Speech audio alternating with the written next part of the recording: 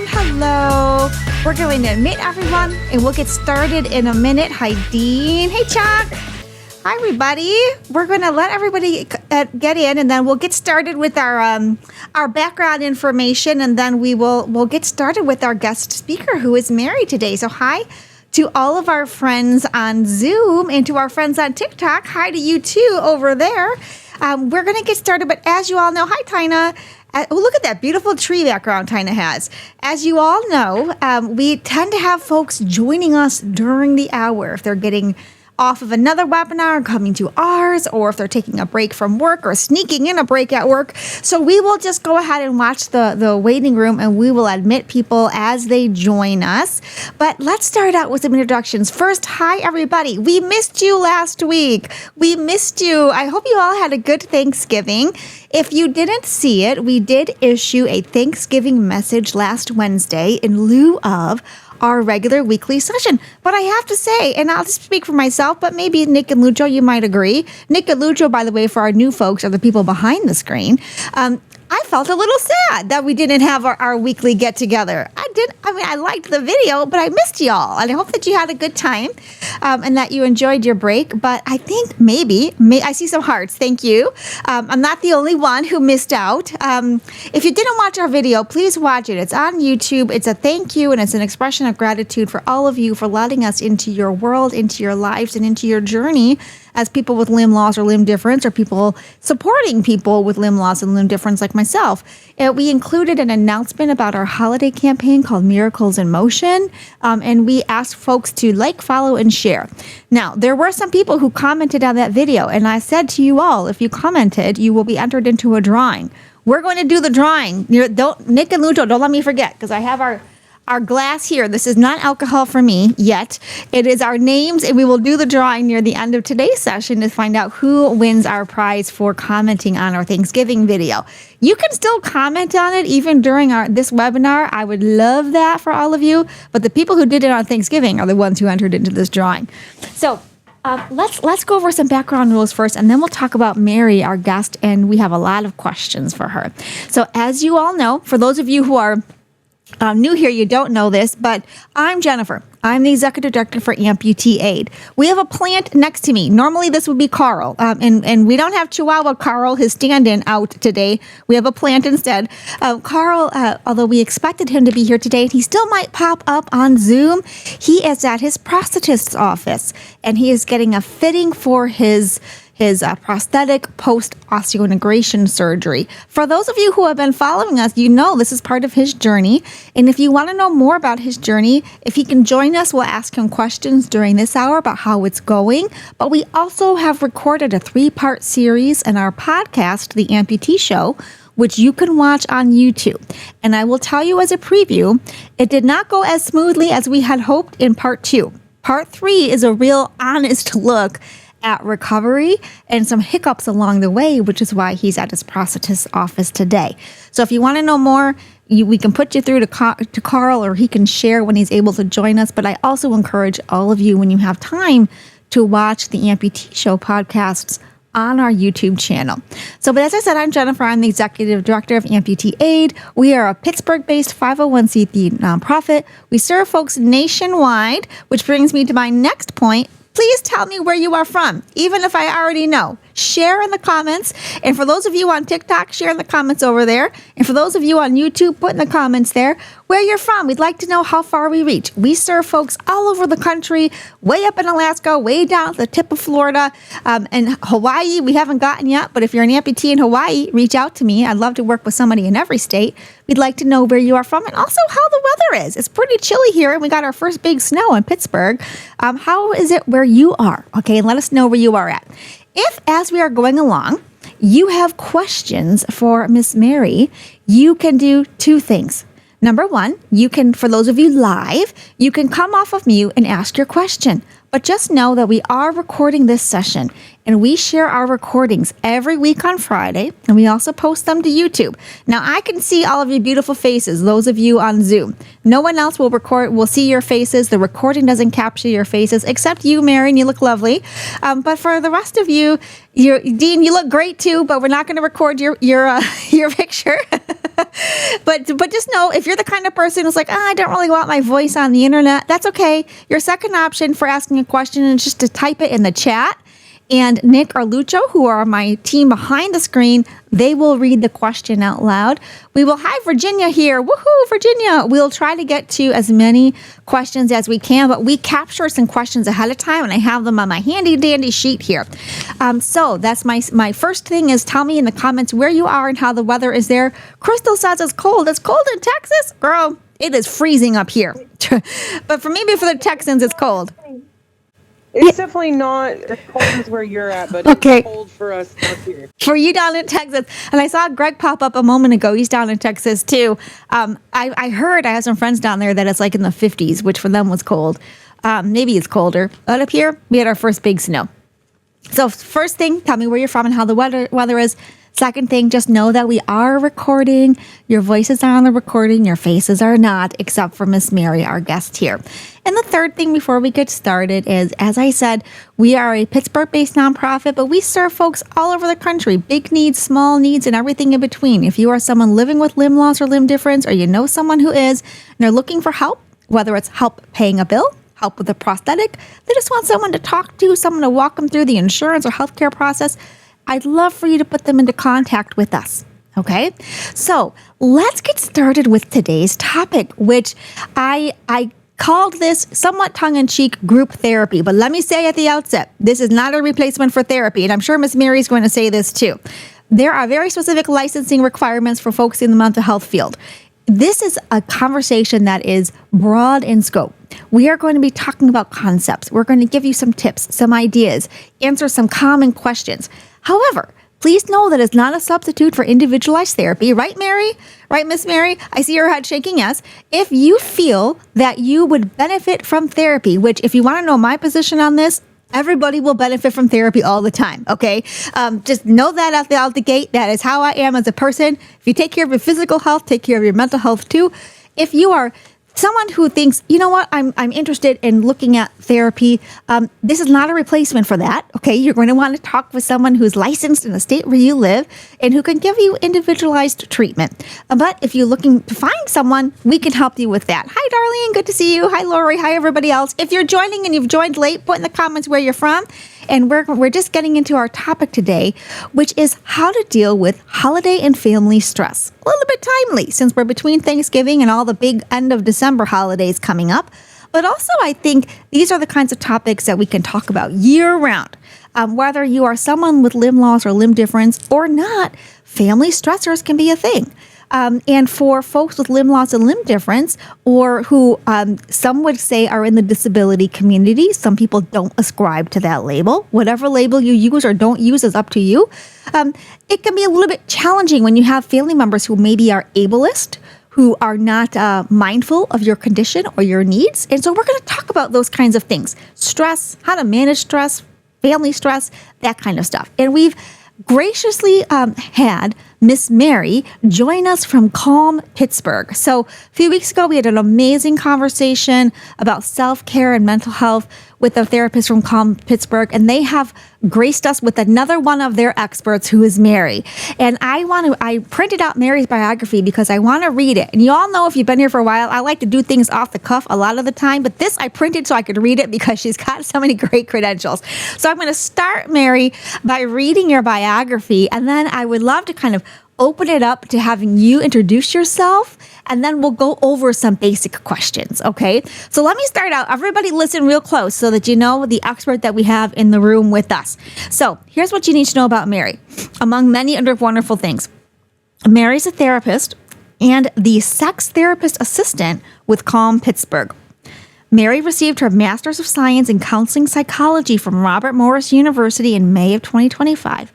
As a licensed associate professional counselor, or LAPC, so we call them here, Mary works with populations in presenting concerns such as anxiety, depression, OCD, eating disorders, self-esteem, and relationship stress. That's the big one for today. Mary also works for another organization as a registered behavioral technician, or an RBT, doing in-home therapy with a young child with autism throughout the week. She has also experienced working at a weekend camp for individuals with physical and mental disabilities. Mary's approach is not just about the sessions, but about integrating therapy into daily life. She uses in-session discussions to teach skills and specific items to work on at home, what I call homework, ensuring that their clients are engaged and active in their therapy. Mary's foremost goal is to create a safe and welcoming environment for all individuals seeking self-improvement. She is a proud ally of the LGBTQIA+ and poly and kinks communities, ensuring that everyone feels respected and secure in her practice. So, Mary, that's just kind of the tip of the iceberg for who you are as a person, but I think it gives folks a good idea that if we're looking for advice or someone who can speak from an expert position about relationships, about family stress, about how to navigate those stressors, you're the expert in the room. So you are our guest of honor, and thank you for joining us for Life Amplified today. So thank you very much. Hearts. Someone give me a heart or say thank you to Mary, because we're super grateful for her to be here today. I see hearts. Thank you very much. Y'all know I love my emojis. Light them up. Thank you very much. So Mary, let's get started. And the first thing I would like to do, oh, look at all the hearts. Thanks, guys. Y'all, my regulars know I really like emojis. So thank you for doing that for me, everybody. Mary, let's start, if we could, with if there's anything else that you want to share about your background, as well as any disclaimers that you might have to give so that folks, know how to distinguish this conversation from therapy. What would you like to say about one or both of those topics? Yeah, so thank you so much for having me. Like you said, this discussion is not a replacement for therapy. It's to educate and discuss some broad topics related to stress, specifically around the holidays and with family. So for everyone listening, please just take what resonates with you and leave the rest behind. Not everything that we'll discuss today will be applicable to everyone. And of course, if you are in need of additional support, I suggest that you seek individualized mental health treatment from a professional. So I absolutely love what I do, and I am working with Calm Pittsburgh in multiple capacities, but my favorite thing is doing one-on-one talks and also group things like this. I have multiple groups that I have ran, including one right now about communication and dating. So thank you so much for having me, and I'm looking forward to our conversation today. Great. Thank you, Mary. Now, I have to say, not to put you on the spot, but I'm going to put you on the spot. We would love to have you back for a session specific to dating, because that has come up quite a few times. And I would love maybe if we could figure out a way to have a session solely on that for folks who might be getting into the dating world or might experience some insecurities based on their condition about getting into the dating world. So just going to plant that seed. But remember, we're on a recording. So if you say, yes, girl, I've got it down, maybe we could do that in the future. I think that would be a really cool session. Today, we want to talk about stress. So let me start out with kind of a foundational question. Could you describe for everybody, what is stress? And how do you know the difference between like normal or healthy stress versus stress that might be a problem that needs to be addressed? Yeah, right. So stress is the body's and the mind's response to a perceived threat, whether it's more severe or just something we're perceiving as a threat. So stress is something our body goes through automatically to help us deal with something that it perceives as a challenge. So physically, this can manifest with the fight, flight, or freeze response, maybe increased heart rate, sweaty palms, muscle tension, and of course also a cortisol release, which is the stress hormone that's meant to help regulate the body. Stress can also impair our focus, the way we draw our attention specifically to our stressors rather than being able to see the bigger picture or keep on top of our day-to-day responsibilities. So healthy stress leads us to problem solve, take action, and protect ourselves from further stress. Healthy stress is sometimes referred to as eustress. It's temporary, it's appropriate to the situation, it helps us focus and, like I said, problem solve. An example of this could be feeling nervous before a big meeting or meeting a deadline at work. Stress is healthy when you can feel capable of managing it. Got it. You're still able to function with your general baseline. Things like eating and sleeping, which we'll talk more about later too. So think of it as a wave. You can feel the rise, but you can also feel yourself coming down back to your baseline.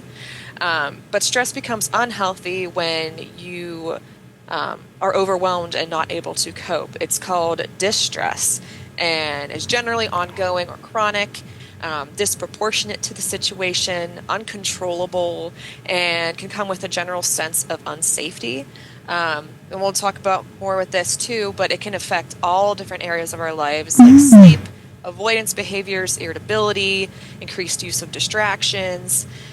This causes our body to stay activated, and so it stays heightened, so we don't really come back down like we would. Got it. Got it. So, sometimes I'm just thinking of myself, for example, when I feel stressed, I can kind of feel a little bit tight in the chest and like, ooh, like that feeling of I got to get this done. That might be normal. But if you never settle down, I think one of the things I'm hearing you say, Mary, is if you never settle down from that tightness feeling, that kind of anxious type of feeling, that might be a sign that we have unhealthy stress. Is that what you're saying, Mary? Yes, most definitely. Stress in general is normal, but when it's amplified or stays with us for a really long time, that's chronic stress, and that can lead to so many issues. Got it. Would you say, based on your description of healthy stress, that it's no quote? I try not to say normal too much. My grandmother would be yelling at me right now if she were here. It's quote normal or common for people to feel stressed. In other words, it's not that the healthy people aren't going about their day stress-free, singing kumbaya. Like that's not, some people are like that, but it's okay some of the time to be stressed out. True? Yes. Okay. But if you are stressed to the point of distress, as you had mentioned, where it's interfering with other parts of your life or you're not coming back down to your baseline, that is a sign that you have unhealthy stress. Is that right? Most definitely. Got it. So what other ways does unhealthy stress kind of impact your life? What are the things that people would look at to see like this is affected or that is affected as kind of light bulbs that maybe something is serious is going on? Yeah, so for this, I like to go back to thinking about our upbringing and how we were raised. So our families are one of the first sources of learning for us. We develop identities with our emotions, our core beliefs, attachment styles, communication strategies. So family stress can lead to increased anxiety. This can look like hypervigilance or the feeling of walking on eggshells in order to keep the peace. So some family members can struggle during the holidays due to that constant state of arousal as we try to anticipate other people's needs or look for potential conflict to try to avoid that. So stress from strong emotions, like I discussed, including grief, fear, frustration, can overwhelm your ability to regulate, especially if communication or boundaries are unhealthy. Got it. And expanding more on physical health, constant stress with family can lead to muscle tension, headaches, stomach tightness, difficulty sleeping or staying asleep, fatigue or other energy concerns, even slower recovery from illness, gastrointestinal issues, high blood pressure, and so much more. So with chronic stress, our bodies learn to just remain in survival mode, and so we struggle to return to our baseline. Got it. A few weeks ago, we had a Mary Kay party here. Yes, we did. And if you're wondering, y'all, we're going to do that in 2026 too with giveaways. So come back and see Kim again. I had made a comment, Mary, during that session that there is a brain-body connection, that your feelings, what you are experiencing, can really manifest themselves physically. And some people, I won't call you out, but some of you looked at me sideways on the Zoom screen like I was speaking another language. But am I right that can actually happen? Oh, most definitely. There you are. You heard it from the expert. More susceptible to that than others, but yes, Okay. it's definitely a thing. Okay, so that's something to be aware of. If you are, around holiday time, like your back hurts, your limb hurts, you got headaches, you have what I call the bubble guts, right? Everyone's had that. Those might be physical manifestations of the things that you're thinking and feeling. True? Yes. Okay. See, you all heard it from the expert. I was not crazy when I said that during our Mary Kay party. I might have been crazy about some other things, but that was not one of them. And I'm saying crazy tongue-in-cheek, please, everyone. I hope no one is offended by my use of that word. Now, Mary, do you find in your practice that family stress tends to go on the uptick or happen more frequently during the holidays? And if so, why? Yes, most Okay. definitely. It's very common to see an uptick in stress around the holidays, especially when you consider family. Holidays can bring heightened expectations or bring back old patterns. Maybe we're expected to be together or get along when maybe that's not the case for the rest of the year. People might feel like they should be happier or able to ignore their problems. And so old patterns and boundary issues can resurface, especially when considering differing views within the family. Patterns can even go back to roles we played growing up, like being a caretaker, a peacemaker, or feeling invisible, or even being the one that is seen as the problemed one in the family, quote unquote. So, and then another part of this that isn't talked about as much is financial stress. That's definitely a big part of it. Okay, tell me more. Considering travel, Mm. travel, gift giving, meal planning, and then routines are also disrupted around the holidays, which can cause concerns with sleep, diet, and also lower emotional tolerance. So other emotional wounds could be grief, loneliness, comparison to other people. Less personal time and increased availability. And that goes to what we call the window of tolerance. And Okay. holidays is a time that our window may be smaller than it usually would be, which causes us to be more dysregulated easily and go into our fight, flight, or freeze response. Got it. So if you are comfortable, for those of you on Zoom and on TikTok, you don't have to out yourself, but maybe a thumbs up if you have felt some of these feelings recently, now that we're into the holiday season. If you felt obligated, I see some thumbs going up already, obligated to travel when maybe you really didn't want to, or maybe at the Thanksgiving table, you kind of resorted to an old role that you had in your family member. I'm certainly guilty of that. I felt like little Jenny with little Stephanie, my twin sister, last week at Thanksgiving, because we were with our family. I'm well into my 40s, but you kind of like revert back into that role when you're with your family systems. I see some thumbs going up, or maybe you feel pressured to buy the perfect gift or to go to an event that you really don't want to go to and you can't work it into your schedule, but you feel like you have to. So I think those are very common things. I see some thumbs going up. Now, I have some very sort of specific scenarios, Mary, that I wanted to kind of parrot to you and see how you would suggest that we deal with them. But as we're doing this, y'all, if you are on live and if you have a question for Mary or a scenario that you would like her to consider, please don't hesitate to raise your hand, come off of mute and interrupt us, or type it in the chat, and we will try to get to it before we close our session. One thing, Mary, now this is not on the list, but I think it's relevant to our conversation, is I listened to a radio show this morning, and their suggestion to feeling overwhelmed with holiday commitments was to just say no. And I have to tell you, even hearing that on the radio, I felt the anxiety rising in my stomach because, and I don't think I'm alone, it's hard to say no, right? When you've got this holiday event and this work event and this ugly Christmas sweater party, and then you've got something for Hanukkah, and you want to make sure that you're mindful of your friends who celebrate Kwanzaa and that you don't offend them. And then, Christmas pictures, and somebody wants matching pajamas, and then somebody doesn't. Like, there's so much, right? The solution was just say no, to which I thought, this sounds easy, but it's actually really hard. I see some thumbs going up that, yes, it's hard for many people. So, Mary, do you have any suggestions for all of us as to how to be comfortable saying no when you're faced with all of these competing demands from people that you love, but you just can't spread yourself that thin? What would your suggestion be? Yeah, I think first and foremost is, we can protect our peace, and that's the biggest part is, and we can only be in one place.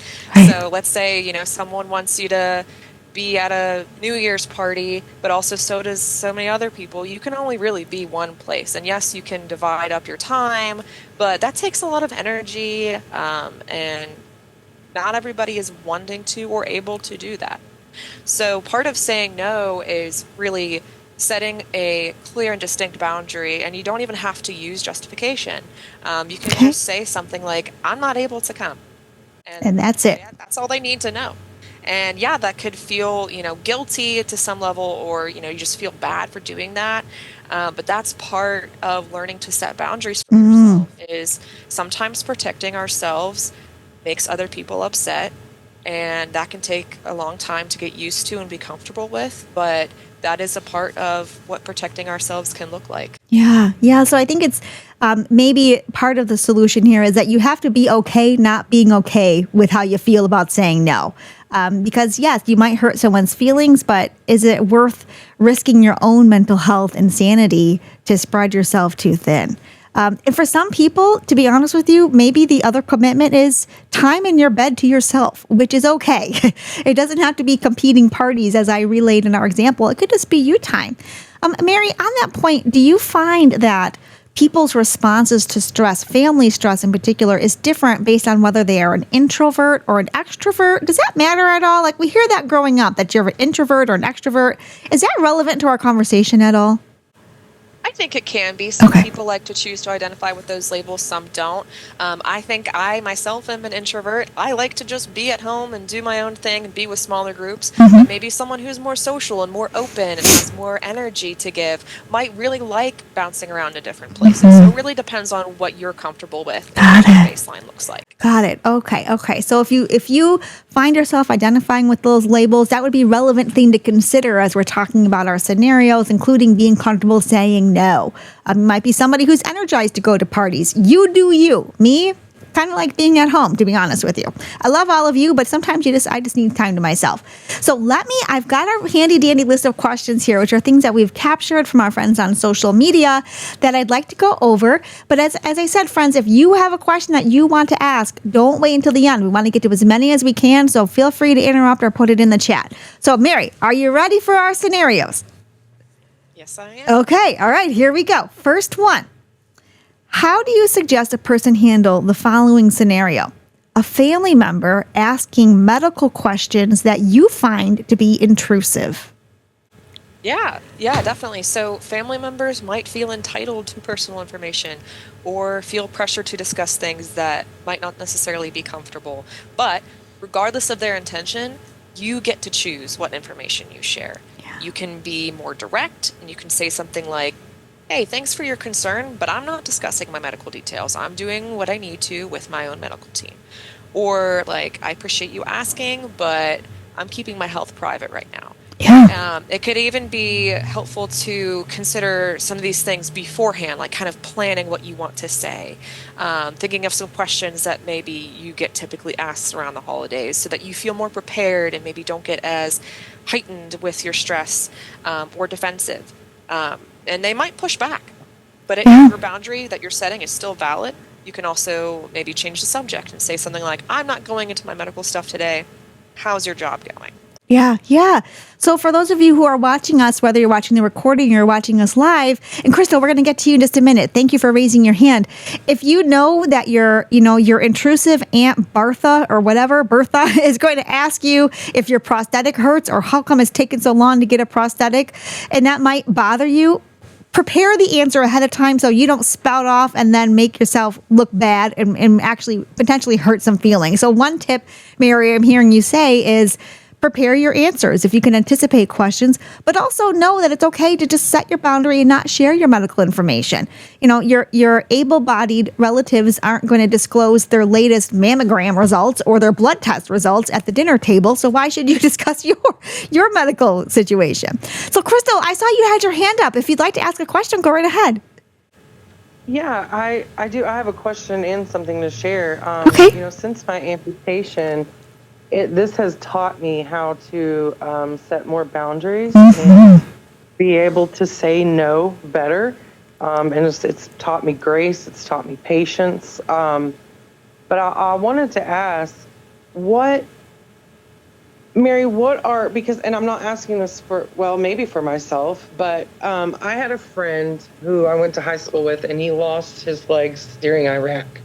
And after it happened, going through everything, he seemed to be great. Like, he was so happy-go-lucky, outgoing, and then just one day, he committed suicide. I'm wondering, what are some identifying factors of people that are on that fine line of what I call faking it to make it? What are some ways to identify people that are struggling like that when they seem to be just fine? Great question. Mary, what would you say? Yeah, so that's such a tricky thing, and there are some signs that can be more typical that we might see, such as like a very sudden change in mood, like you're saying about like, maybe feeling the feelings, but then not feeling them so much to the extent that they seem really, really happy. Maybe they're giving things away. Maybe they are making big changes in their life all of a sudden, things like that. And part of that is really just being able to communicate with them of like, hey, how are you doing? Providing a safe space for them and understanding that they're coping in their own way and fighting their own battle, whether we see it or not. Yeah. Yeah. Mary, thank you for sharing that. Go ahead, Crystal. Yeah, thank you. No, I was just telling her thank you. Yeah, of course. Thank you for sharing. Yeah. And if I could say, I'm going to use myself as an example, only as an example, not to distract from the conversation or to make the conversation about myself. But for me personally, I've had two people in my life who both passed by suicide. One, looking back, it was probably obvious because of the giving away of items, Mary, as you had mentioned. Very large items, making large financial decisions last minute. I did not know that as a younger person that might be an indicator. But as I thought about that as you relayed that could be a sign of something going on. The other person, no indications at all. Was happy-go-lucky, family-oriented, smiling the day before it happened. And I think sometimes one answer to this question is to be aware of everyone's mental health all of the time. Whether they look like they're happy or not, it's great to ask someone, how are you doing today? And actually mean it. Think about how many times a day you ask someone, hi, how are you? And you just say it because you feel like you have to say it, right? I see some hands clapping. We don't really think about what their answer is, but it can mean so much to the person who inside is not feeling very well. Right? So being proactive, extra proactive, and being mindful of someone's mental health before they get to that point is maybe one of the many solutions there. But Crystal, that was a great question, and thank you for sharing that, because I have to believe that other people either here live or watching our recording have had that experience and or are questioning the same thing that you did. So thank you for being brave enough to share that with the group. Mary, something right. Yeah. Maybe, right after that. Yes. I'm sorry to interrupt. It's That's so okay. perfect to fit right here. Go ahead. I just read an article that talked about. I'm Sharon. By the Hi, way, from Sharon. Iowa. I just read an article that talked about we need to double click, and double click meaning that you ask that question, "How are you?" and the second click is, "No, really, how are you?" Yes. We have become a culture where we're just satisfied with whatever the response is, People Yes. answer it honestly. So anyhow, the double click means, no, how are you really? I love that. And Mary, I see you shaking your head that's something maybe you've heard of before or affirm that is something that we really should be practicing as a people skill, right? Yeah. Yeah, most definitely. Like sometimes when clients come in, I'll say, hey, how are you? And I get the good. And I'm like, okay, how are you really? How have you been? And just reaffirming that, like, yeah, I'm here with you. I'm sitting with you. I care. It's not just something that we just say. 'Cause Yeah. we do, but showing that you mean it sometimes is just repeating it for sure. Yes. Or let me see a thumbs up for those of you joining us live. How many people have had this scenario? When you say, how are you? And they say, fine. But it's that big fat fine that does not mean fine. It means 100 other things other than fine. And we all know it. And some of us will press and some of us will just be like, I don't want to poke the bear. I'm just going to leave that alone. We've all had that experience, right? Yeah. And so Sharon, to go to your point, this is when you'd want to say, no, really, how are you, Mary? And as you're saying too, how are you? What does that fine really mean? Because you look fine, maybe, but we all know fine usually doesn't mean that they're fine. So great points to bring up. Now, I have to say, in full disclosure, I feel a little bit awkward turning to the next question because it's nice, but it's not as serious. But I think it's going to happen, so I'm going to go to it and just please. John, great, thank you for saving me because this was going to be a weird transition to gift giving from the conversation we just had. So, John, you ask your question, and maybe I could transition into something lighter after your question. Go ahead. It's not so much a question. Okay. When people asking how you are, or you're asking someone if they say fine, if I'm actually feeling really good and whatnot, and I picked this up from a coworker many years ago, he would say this. He would call into our dispatch, and they'd say, "Hey, how you doing, Jim?" He goes, "Disgustingly good." I love it. If you give that answer, then they're like, "He must be doing pretty good." Yes. So that's what I'm starting to say now to a lot of people that ask me how I'm doing. I love that. And it's authentic. It's an authentic, classic. Like, people will know you for that response as you remember your friend for that response. I love that. And it means so much more than just the big fat fine, So thank you. Okay, so I see some smiles, and that makes it a little bit easier for me to ask this more lighthearted question. So thank you for that, John. Okay, so here's a more lighthearted question, but I think some people are going to experience this holiday season, which is, Miss Mary, how would you handle this scenario? A family member gives you a gift that you really don't like, or you're uncomfortable receiving gifts. How would you handle that? You get the ugly Easter bunny costume pajamas like in A Christmas Story or something that you're just like, oh, but you can't really fake it. How do you handle those scenarios where you don't like the gift or you're uncomfortable getting gifts? Yeah. Oh my gosh, I feel like we've all been here. Gift giving can carry emotional weight along with the financial stress, but your job is not to manage someone else's feelings. Your job is not to perform with a reaction. You can choose just to say something like, "Thank you so much for the thoughtfulness." Or beforehand, you could express something like, if you're not wanting to do gifts, like, "Hey, I'm not doing gifts this year. I would like to focus more on spending time together." I think the most important thing here, though, is anchoring in yourself that you can be grateful for the thought and grateful for, the appreciation, the idea, and still not pretend to like the item or even the gift giving experience. I think we all have moments and years of this where maybe things aren't great financially, or we're just not really asking for things. And so sometimes people will get us things and it's like, wait a second, do you know who I am? But then you can just anchor yourself in the thought of like, okay, well, they thought of me when they got this for me, and they're wanting to express that to me. Yeah, that great. And maybe, going into a gift giving event, like maybe it's your Christmas Eve party or it's a night of Hanukkah, be mentally prepared to be disappointed, and then you won't show it on your face as much. That's the art of acting, maybe. I don't know if that's therapeutic advice, but that's what I do. It's kind of knowing that it's the thought that counts, and then that sounds kind of cliche, but maybe that's applicable here a little bit. It's the thought that counts as opposed to the actual item. Now, related to this, how do you suggest people handle the anxiety they feel about giving a gift? Maybe they're super worked up about trying to find the perfect gift, and that really can derail them. Or they're worried the person they're giving a gift to will not like it and that they'll be disappointed. Any suggestions for how to handle that scenario? Yeah, I would really just suggest being genuine with it and, say like you got them a stuffed animal, but you're not really sure if they like that animal. Just be like, "Hey, I thought of you when I saw this, and I just thought that you would enjoy this. I thought it would go nice with your collection," or something like that. Or, "I hope you're able to appreciate this." Kind of just being able to be genuine and real with someone and not just materialistic, I would say. Yeah. Now, I see, Mary, that Kim has asked a question in the chat, which was going to our next question. So, Kim, perfect timing. Nick, if we could read Kim's question, we'll start with that. Okay, Mary?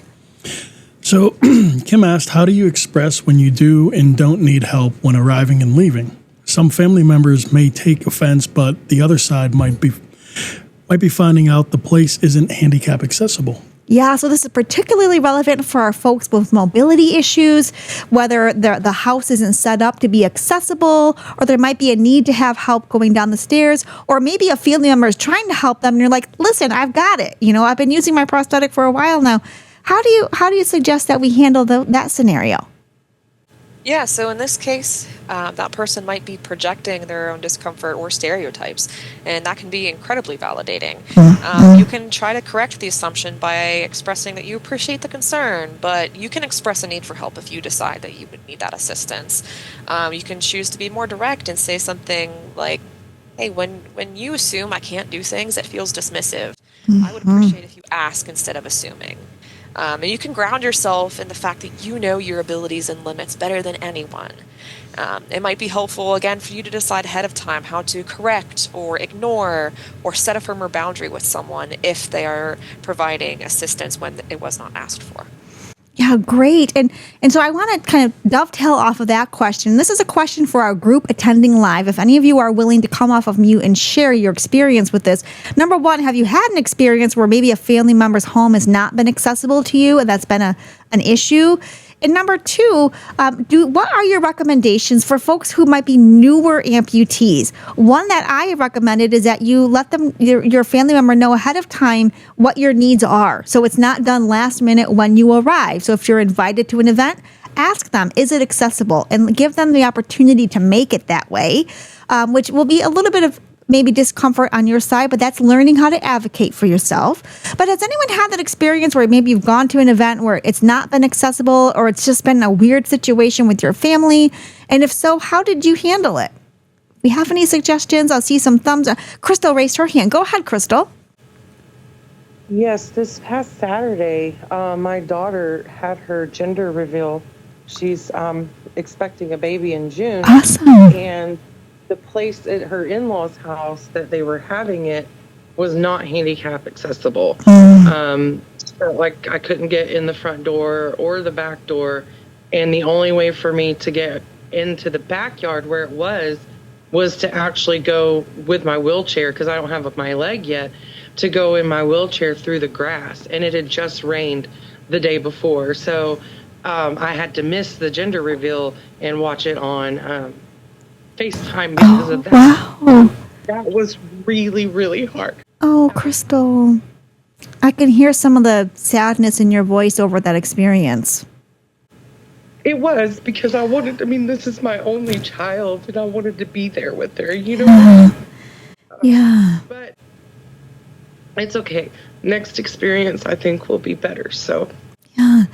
Do you think, Crystal, that your family members, and particularly your daughter, I see some hands going up for you, that they can use that as a learning experience? So the next time there's an event, whether it's the baby shower or first birthday or whatever, that will be different next time so that you can attend? yes, my daughter and her in-laws both, they all talked about it and agreed that, next time when we have the baby shower or something like that, we will have it at a different place where it's accessible for me. Yeah. So, I think I was worried more about how my daughter felt. Sure. Me not being there. Yeah, but not having her mom. Yeah, but she completely understood. So that made me feel better knowing that she understood, and she was also trying to find different ways for me to be able to get in there, but, it just wasn't going to work. So I'm so thankful for my family, and a lot of people do understand, the situation. So. Yeah. Thank you for sharing that.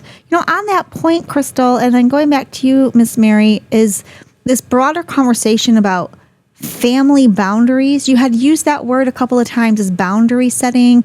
And so I'd like us to talk about that a little bit. One of which is what would you call a healthy boundary? And then related to that, how do we learn to set boundaries with our family members? Yeah, definitely. Healthy boundaries are the limits that we set for ourselves for our well-being, but also trying to remain connected with others. So it's a way to protect ourselves that communicates what you can offer and what you can or cannot accept, along with the behavior that you allow in your space. Healthy boundaries are clear, consistent, respectful, based on your needs, something you can follow through on. They're not, even though they might feel this way, they are not punishments or threats or attempts to control those around you. It's a way to establish connection with respect. But, sometimes, like we were saying before, there can be guilt attached with that. Yeah, and that's a quote normal feeling. I try not to use that word normal, but it's okay to feel a little bit guilty knowing that the advantage is you're protecting yourself, or your inner peace, I think is a word that you had used before. Yes. Now, what are some suggestions you have for us to set a boundary? Should we send an email? Should we verbalize it? Does it depend on the person? How do we go about setting boundaries? Or does it depend on the scenario? I think it depends on the scenario, but there's definitely plenty of techniques that help with this. But the main thing is being clear and sometimes keeping it brief. And like I said before, without using justification, like I'm not discussing my medical information, or just saying I can only stay for an hour and then I will leave. Things like that. Got it. Okay, and then committing. When you set a boundary, is it also true when you set it, you want to commit to it? Because if you don't, then people might not take you seriously the next time you set a boundary. True? Yes, Yeah. most definitely. Yes, consistency is a big part of boundary setting as well. Got it. Okay, consistency. So again, for all of you watching us, whether it's live or on our recording, feeling a little bit guilty about setting a boundary is okay. That's normal. But just know that you're protecting yourself. And consistency matters if you want people to take you seriously. So then they know what to expect and they won't be pressuring you the next time around. And then you kind of repeat that cycle of feeling guilty. You set it and you keep it there. So I have I have 2 questions for you left. But as we're getting to the end of our hour, guys, if you have a question that you want to ask Miss Mary, you can raise your hand or type it in the chat and we'll try to get to it before the end of our session together. Mary, the first question I have for you is, short of seeking professional help, which we'll get to in a moment, what suggestions do you have for folks to manage their healthier stress or their not as severe stress? What kinds of things do you recommend? You used the word grounded a moment ago, and I wonder if you would suggest things like meditation or breaks, or what kinds of things can people do to manage their stress during the day? Yes, I love the use of meditation, grounding techniques like, box breathing is a good one. What's that? Sometimes, so like that will be, for example, like inhaling for 4 seconds, holding it for 4 seconds, exhaling for 4 seconds, and then holding it. So it's just kind of like a routine of regulating your breathing and your nervous system. I love using breathing techniques such as that. And there's other grounding techniques too, like imagining your safe space and, creating that visual, things like that. Something else that I love personally is having fidget toys. I always have fidget toys with me when I'm in session because it's something that grounds me in the present and keeps me out of my own head for sure. Yeah. Great. And so everyone, if you are interested in a fidget toy and you haven't tried one, let me know. We will send you fidget toys. I also love them, even if I'm just need to be distracted. Some people need to be distracted to focus, if that makes sense. Like you need to be doing a couple things at once. If you are interested, let us know. We'd be happy to send you a fidget toy. You can try it out, at your next Christmas party. And hi, Valentina, I saw you comment. Hi, good to see you. All right, last question, and then we'll see if anyone else has any questions before we pivot to talk about our next sessions coming up and do our drawing, which I have not forgotten about. How do we know when it's time to seek professional help for our stress, Mary? Yeah, of course. So I often suggest seeking therapy or other professional help. I think it would be most beneficial when you or someone you trust in your life notices that what you're going through is impacting your functioning, well-being, or safety. We talked about in the beginning about stress becoming chronic. So this suggests that your nervous system is not able to recover. And so you may benefit from processing your feelings and learning skills in therapy. We also talked about stress having effects on your physical health. So there's that piece, or maybe you notice you've tried to take time off, rest, set boundaries, use coping skills, things like that, and you're still feeling heightened and overwhelmed. Here, therapy can provide a fresh perspective and add to your emotional toolbox, as I like to call it. And other emotional signs can include persistent anxiety, irritability, hopelessness, feeling numb emotionally as well. And feeling overwhelmed by seemingly small things. A rule of thumb that I go by is that you should consider seeking help when stress feels too big, too constant, or too heavy for you to carry on your own. Wow. And therapy is useful not just for a crisis, but for any support you may need. And sometimes that's just going through day to day. Yeah. Thank you for sharing that. And so one thing that I was thinking about, Mary, as you were saying that, what struck me is whether it's you think so or someone you care about is telling you, I think there's something going on here. And sometimes someone will say to you, you seem a little off, and you're like, I'm fine. You're the one who uses the big fat I'm fine. But even you're not really fine. So it's not necessarily how you feel. If someone you care about and trust is suggesting to you, I think there's something going on there, maybe instead of using the big fat I'm fine, you should take that seriously and seek out some professional help. Is that one of the things that you're suggesting? Oh, most definitely. Sometimes our loved ones can see changes in us easier than we can, quicker than we can. Yeah. So maybe they'll notice some irritability or low energy, and it's a good time to say, hey, someone else is noticing this about me. Is that true? Is that accurate? And kind of taking a deeper look into yourself. Yeah. So for our folks who are watching us live or on the recording who are in the Pittsburgh area, Calm Pittsburgh is a resource. But for our folks who are in different states, how do you suggest they go about finding a professional who can help them with their mental health? Yeah, so sometimes it's just a quick Google search. Sometimes it's word of mouth with other people in your life. Sometimes it's researching on sites like Psychology Today, which a lot of therapists are on, to kind of find the approach that you're looking for, the demographic you're looking for, and also thinking about things like insurance coverage for sure. Got it. Okay. So if you are outside of the Pittsburgh area and you're looking for help finding a mental health professional, let us know. We'd be happy to help you explore options, insurance coverage being an important one to consider. At Amputee Aid, one of the costs that we help folks pay for is their co-pays for mental health treatment. We see that as part of your holistic care, and we'd love to talk to you more about that if you or someone you know is interested. I saw we had some comments, Nick, in the chat. Yep. Valentine made a comment. Setting a boundary isn't a matter of guilt, but placing a comfort zone depending upon your situation. Great way to think of it. Instead of that guilt feeling, just know that you're setting your zone of comfort. Really great comment there. Yeah. Okay, so this is your last chance. If you have a question for Miss Mary, now is the time to type or come off of mute. And while we're doing that, Mary, I would love to open the floor to you if you have any final questions or comments that you would like to share with everyone, and then we'll close out our session today. So is there anything that you would like to share as we're kind of wrapping up our conversation with you? Yeah, I think I'd love to leave everybody with 3 techniques that I would for sure recommend. Okay. One is the broken record technique. So repeating your boundary calmly and firmly each time someone tries to push back, which we talked about earlier. So maybe someone says, but you should really come. Everyone wants to see you. We're going to be disappointed. I haven't seen you in a while. You can say, I'm not able to attend. Maybe they'll say, why not? You can just say, I'm not able to attend. Just that firm, consistent boundary, like we were saying, follow through for sure. Got it. So number 1, broken record technique.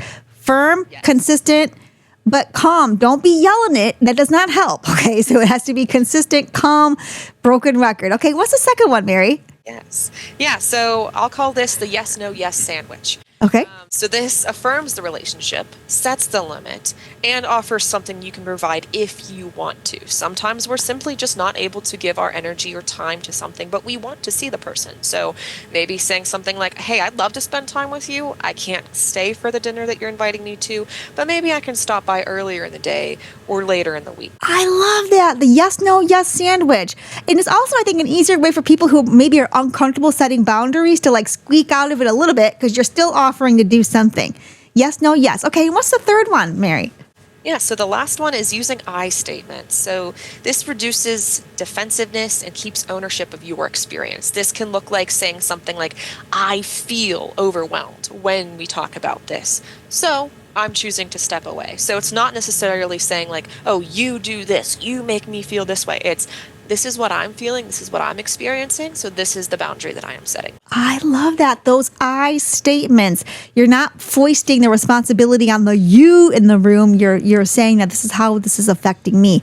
Well, I see some hearts going up. Great. So the broken record technique, yes, no, yes sandwich, and using I statements. Everybody write those down and watch the recording on Friday when we send it out. That's going to be your handbook to get through the holiday season.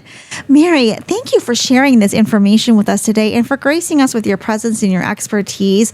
Round of applause for Mary for being here and giving us her time. Thank you for that. Thank you, everybody, for, you all know I love participation. Thank you. And I would love for you to consider maybe coming back another session to talk about relationship and dating advice, since that's one of your specialties. I think that'd be a really awesome conversation. Oh, thank you so much. All right, everyone. Now, as we are wrapping up, I said that we would do our drawing for our Thanksgiving video. So I've got the names in this cup here. I'll do some little ASMR. ASMR for our TikTok friends of the names of the folks who commented on our Thanksgiving video. Please go watch it. Even if you're not entered into the drawing now, go watch and share that video. It's our gratitude toward you, and it talks about our Miracles in Motion campaign.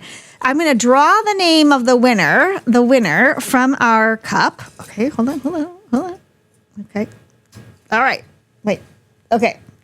So our winner is Miss Kim. Kim, and you're on today. Hi, Kim. All right, Kim. And I think if I remember correctly, Kim was the first person to comment on our video also, like within a minute of it coming out.